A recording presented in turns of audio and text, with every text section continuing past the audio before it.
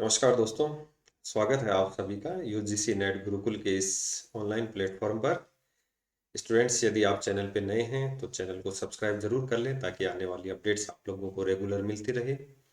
RPSC assistant professor के exam के कुछ ही दिन बाकी हैं। इसको लेकर गुरुकुल चैनल के ऊपर फ्री क्लासेज आप लोगों के लिए अवेलेबल हैं और मोस्ट ऑफ टॉपिक्स के अपन रिवीजन क्लासेस कर रहे हैं। आपको कोई और टॉपिक पढ़ना है तो आप हमें कमेंट के माध्यम से ज़रूर बताएं। यदि आप का मीडियम इंग्लिश है या हिंदी है तो ऐसे स्टूडेंट्स के लिए जो ऑफिशियल ऐप है जेआरएफ अड्डा, उसके ऊपर आप लोगों के लिए ई नोट्स अवेलेबल हैं पेपर थर्ड जीके के। और पेपर थर्ड जीके के जो है अपन ने एक टेस्ट सीरीज भी लॉन्च कर रखी है जिसमें 10 जो है फुल लेंथ के टेस्ट आयोजित हो रहे हैं। आप इसको भी ज्वाइन कर सकते हैं जेआरएफ अड्डा एप्लीकेशन पर। ये पेपर थर्ड का मटेरियल आप लोगों को कंप्लीट वहाँ पर मिल जाएगा। इसके अलावा ऐसे स्टूडेंट जो पॉलिटिकल साइंस से तैयारी कर रहे हैं उसके लिए 9 बजे जो पीवाईक्यू की एक सीरीज चलती है गुरुकुल चैनल पे, आप उसको भी ज्वाइन कर सकते हैं। यदि आप दिसंबर और जून साइकिल वाले नेट की तैयारी कर रहे हैं तो हमारा ऑफिशियल ऐप जेआरएफ अड्डा आप डाउनलोड करें और यहाँ से आप लोगों को जो है वो डेली फ्री टेस्ट हैं, फ्री पीडीएफ हैं, फुल लेंथ के मॉक टेस्ट हैं, फ्री काउंसलिंग सेशन है। यहाँ पर आप लोगों के लिए पेपर फर्स्ट और पेपर सेकंड दोनों के कोर्स अवेलेबल हैं। तो आज ही जेआरएफ अड्डा डाउनलोड करें और अपना कोर्स एनरोल करें। आज का जो टॉपिक है वो अपन पढ़ने वाले हैं राजस्थान लोक सेवा आयोग, और काफ़ी महत्वपूर्ण टॉपिक है। आप लोगों ने जैसे देखा भी होगा कि राजस्थान लोक सेवा आयोग ने अभी काफ़ी बदलाव भी किए हैं अपने सिस्टम के अंदर। और अगर इन बदलावों की अपन चर्चा करें तो देखिए, एक तो अभी थोड़ा सा जो पेपर आउट हुए उनको लेकर आरपीएससी की छवि थोड़ी सी खराब हुई। लेकिन आरपीएससी ने अभी जो फर्स्ट ग्रेड और सेकंड ग्रेड के एग्जाम्स हुए हैं इनके अंदर अपने जो पेपर बनाए थे उनका जो लेवल था उसके बाद आरपीएससी ने अपनी छवि को काफ़ी कुछ बदल दिया है।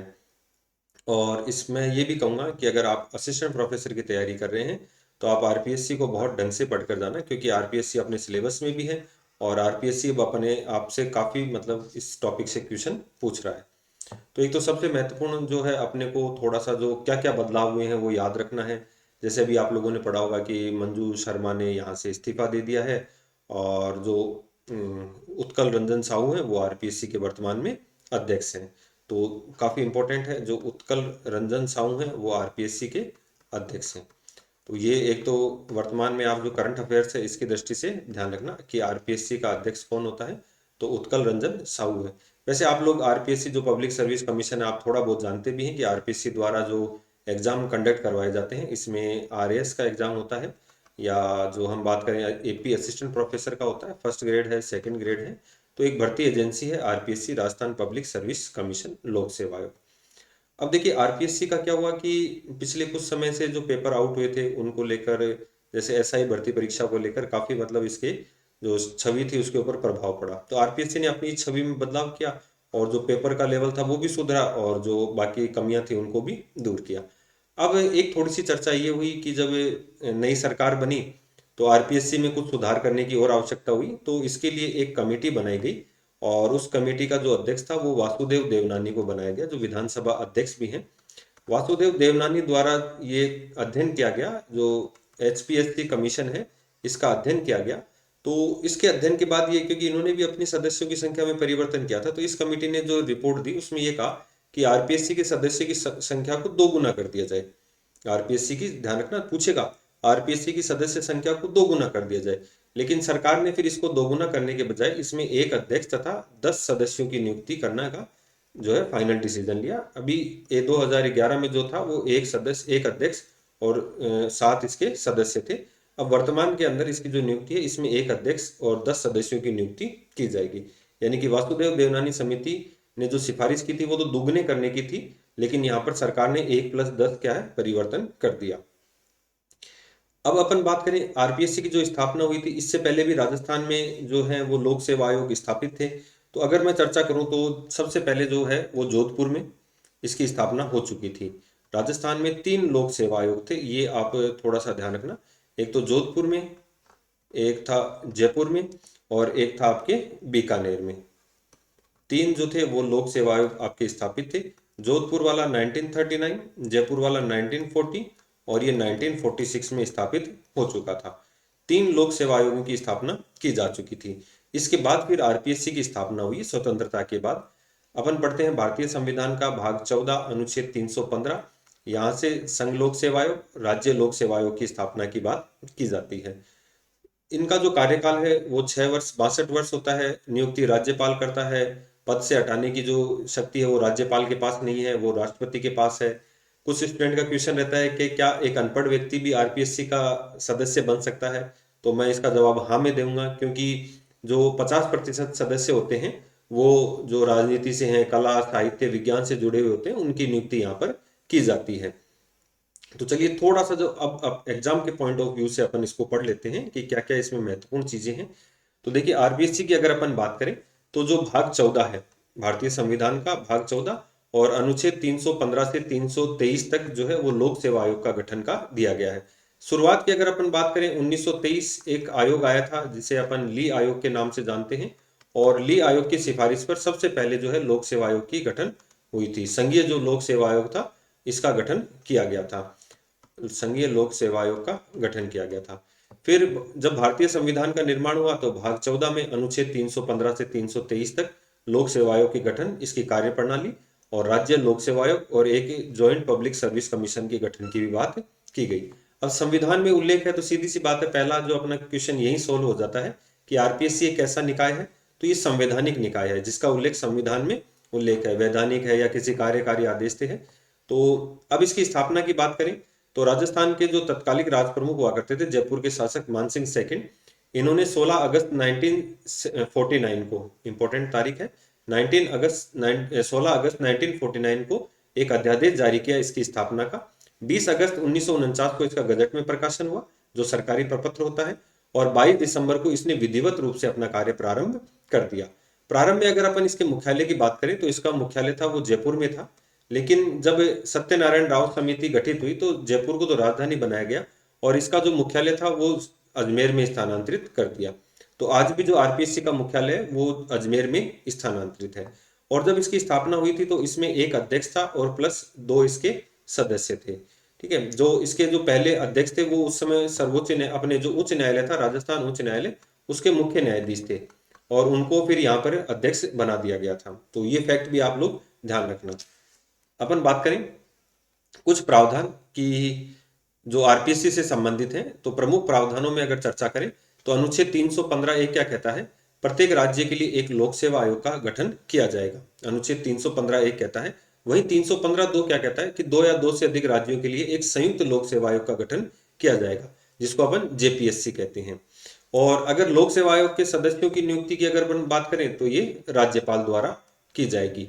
और यहाँ पर थोड़ा सा परिवर्तन आपको देखने को मिलेगा कि जेपीएससी के जो अध्यक्ष हैं और सदस्य वो इस्तीफा भी राष्ट्रपति को देंगे और इनकी जो नियुक्ति है वो भी राष्ट्रपति द्वारा ही निर्धारित होगी। ये थोड़ा सा आप लोग ध्यान रखना। और राज्य लोक सेवा आयोग है अनुच्छेद 316, राजस्थान लोक सेवा आयोग के सदस्यों की नियुक्ति व कार्यकाल है वो राज्यपाल के द्वारा निर्धारित होता है। कार्यकाल तो क्या, नियुक्ति राज्यपाल के द्वारा की जाती है। तो अनुच्छेद 316 एक अध्यक्ष व सदस्यों की नियुक्ति राज्यपाल करता है, ये राज्य मंत्रिपरिषद या मुख्यमंत्री की सलाह पर की जाती है। तो अनुच्छेद 315 एक कहता है प्रत्येक राज्य का एक लोक सेवा आयोग होगा। अनुच्छेद 315 दो कहता है कि 2 या 2 से अधिक राज्यों का एक संयुक्त लोक सेवा आयोग हो सकता है। फिर इसके सदस्यों की नियुक्ति और सारे काम राष्ट्रपति द्वारा होंगे। राज्य का लोक सेवा आयोग है तो उनकी जो नियुक्ति है वो राज्यपाल द्वारा करेगा, मुख्यमंत्री या मंत्रिपरिषद की सलाह पर। यह आप लोग थोड़ा सा याद रखना। नेक्स्ट अपन बात करें जब इसकी स्थापना हुई थी आरपीएससी की, तो इसमें एक तो अध्यक्ष था और 2 सदस्य थे। तो ये लोग, ये भी आप ध्यान रखना, जो एस के घोष थे जो मुख्य न्यायाधीश थे, ये 22/12/1949 से 27/7/1950 तक जो है पहले अध्यक्ष रहे हैं आरपीएससी के। ये आरपीएससी के पहले अध्यक्ष थे, पहले प्रेसिडेंट थे। ठीक है, और देवशंकर तिवारी और एनआर चंद्रोकर ये 2 इसके सदस्य थे प्रारंभ में जब आरपीएससी की स्थापना हुई थी। फिर इसकी संरचना में देखो समय समय पर बदलाव हुए और राज्य की विधानसभा को अधिकार है कि वो इसकी संरचना में या सदस्यों की संख्या में परिवर्तन कर सकती है या वृद्धि कर सकती है। तो प्रारंभ में एक अध्यक्ष और 2 सदस्य थे। 1968 में इसमें एक अध्यक्ष और 3 सदस्य। 1973 में इसके एक अध्यक्ष और 4 सदस्य। 1981 में एक अध्यक्ष और 5 सदस्य। 2011 से लेकर वर्तमान तक एक अध्यक्ष और 7 सदस्य थे, लेकिन 2025 में इसकी संरचना में बदलाव कर दिया और इसमें एक अध्यक्ष और 10 सदस्यों की नियुक्ति की जाएगी। वीडियो की शुरुआत में अपन ने बात की थी, वासुदेव देवनानी जो समिति है इसकी सिफारिश पर इनकी संख्या में वृद्धि की गई। नेक्स्ट अपन बात करें, आरपीएससी के सदस्यों की संख्या में वृद्धि का कारण ये भी रहा कि आरपीएससी के ऊपर काम को लेकर काफी दबाव था।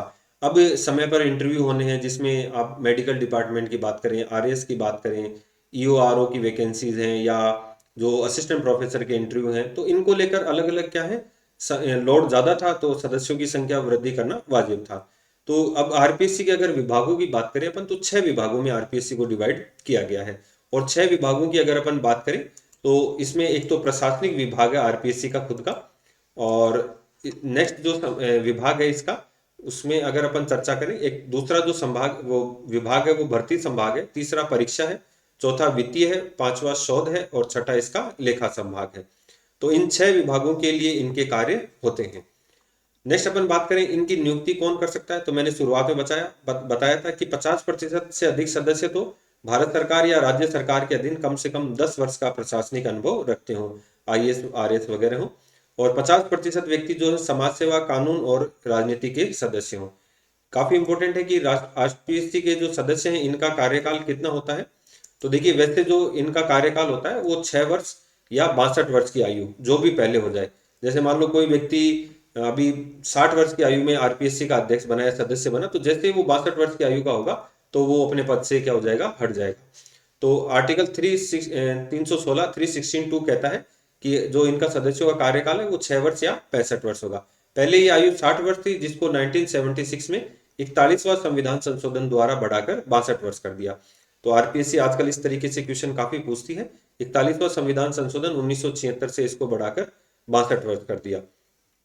अनुच्छेद 317 में जो है वो इनको हटाने का प्रावधान है। ध्यान रखना, राज्यपाल नहीं हटा सकता, ये आपको कंफ्यूज करने के लिए देता है कि लोक सेवा आयोग के अध्यक्ष व सदस्यों को कौन हटा सकता है। तो सिद्ध कदाचार के आधार पर राष्ट्रपति है वो सर्वोच्च न्यायालय द्वारा इनको हटा सकता है। राज्यपाल केवल क्या कर सकता है, राज्यपाल इनको जांच के दौरान निलंबित कर सकता है, जैसे अभी बाबूलाल कटारा को कर रखा है। ठीक है, तो ये आप लोग इसमें ध्यान रखना। तो ये आरपीएससी से संबंधित अपने जो महत्वपूर्ण फैक्ट्स थे। इसके अलावा जो भी आपके क्वेश्चंस हैं आप कमेंट के माध्यम से जरूर बताइए। यूजीसी नेट गुरुकुल परिवार के साथ बने रहिए। आज के वीडियो में इतना ही, मिलते हैं नेक्स्ट वीडियो में। और जो आरपीएससी के जितने भी, आरपीएससी के अलावा जितने भी आयोग हैं उनको अपन एग्जाम से पहले कवर करने की कोशिश करेंगे। धन्यवाद।